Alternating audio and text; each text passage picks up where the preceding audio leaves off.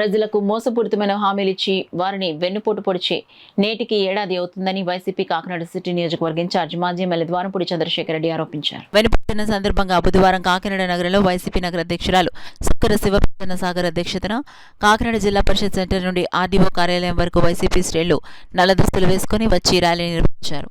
ఈ ర్యాలీలో మాజీ ఎమ్మెల్యే చంద్రశేఖర్ రెడ్డి మాట్లాడుతూ అమలు చేయడం సాధ్యం కాని హామీలిచ్చి అన్ని వర్గాల వారిని మోసం చేసిన చరిత్ర ముఖ్యమంత్రి చంద్రబాబు నాయుడుదని అన్నారు. గద్దెని ఎక్కటానికి హామీలిచ్చి ఆశపెట్టి భ్రమపెట్టి మభ్యపెట్టి నెట్ట నిలువున మోసం చేశారన్నారు.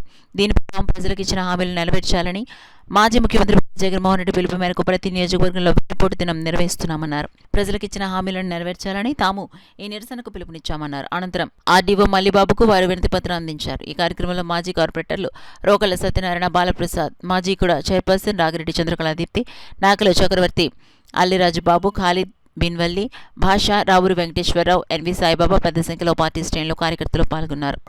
3 గ్యాస్ సిలిండర్లు ఇస్తానన్నాడు. అందులో ఏ హామీ కూడా నెరవేర్చకుండా ఈ రోజు కేవలం ప్రజలు మోసం చేసి ప్రజలు మాయమాటలు చెప్పి అధికారులకు రావడం జరిగింది. రాజకీయాల్లో ఉన్నామంటే మా నాయకుడు జగన్మోహన్ రెడ్డి మాట మీద నిలబడాలి, ఏదైతే చెప్పామో అది చెయ్యాలి అనే విధంగా మా నాయకుడు రాజకీయం నడిపితే ఈ రోజు కూటమి ప్రభుత్వ నాయకులందరూ కూడా కేవలం అధికారం రావడం కోసం ప్రజలు మోసం చేసి అబద్ధాల హామీలు ఇచ్చి అధికారంలోకి వచ్చిన తర్వాత ప్రజల్ని వంచన గురి చేయడం జరిగింది. మన జిల్లా మంత్రి గారు పవన్ కళ్యాణ్ గారు ప్రశ్నిస్తానని వచ్చినటువంటి ఆయన చంద్రబాబు నాయుడు అదే కూటమి ప్రభుత్వం చేస్తున్న మోసాలు ప్రశ్నించాలని ప్రజలకు ఇచ్చిన హామీలన్నీ కూడా మేనిఫెస్టోలో మీరు కూడా హామీ ఇచ్చారు. సో ప్రజలు ఇచ్చిన హామీలన్నీ కూడా నెరవేర్చేలా మీరు కూటమి ప్రభుత్వాన్ని ప్రశ్నించాలని పవన్ కళ్యాణ్ గారు కూడా జిల్లా మంత్రి కాబట్టి ఆయన కూడా వినిపించుకుంటూ ఇచ్చిన హామీలు ఇప్పుడైనా నెరవేర్చాలని, ప్రజల మోసానికి గురి చేయొద్దు, ప్రజలు ఆర్థికంగా ఇబ్బందులు గురి చేయొద్దని మనస్ఫూర్తి కోరుకుంటూ ఈ ధర్నాని కాకినాడపట్నంలో ఉన్నటువంటి మా ప్రెసిడెంట్ గారు, మా సెక్రటరీ గారు, స్టేట్ సెక్రటరీలు, అదేవిధంగా ఎక్స్ కార్పొరేటర్లు, మా నాయకులు, కార్యకర్తలు అందరూ కూడా పాల్గొని ఈ కార్యక్రమాన్ని కూడా సక్సెస్ చేయడం జరిగింది.